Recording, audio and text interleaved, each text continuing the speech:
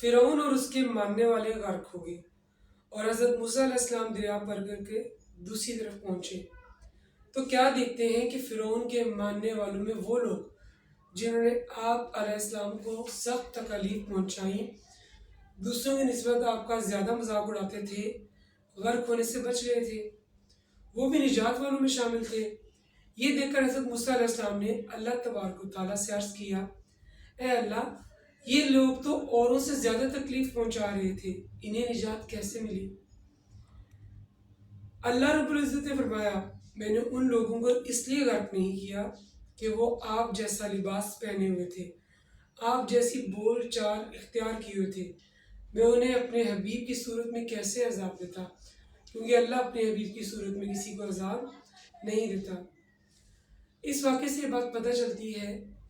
کہ وہ لوگ جو اللہ تعالیٰ کے مقرب اور نیک بندوں کی مشابہت اختیار کرتے ہیں تو وہ بھی کیسے نجات پا جاتے ہیں۔ اور اگر ہم یہ چیز واقعی دل سے احترام اور تعظیم کی صورت میں اختیار کریں تو پھر کیا حقیقت میں ہماری نجات نہیں ہو جائے گی؟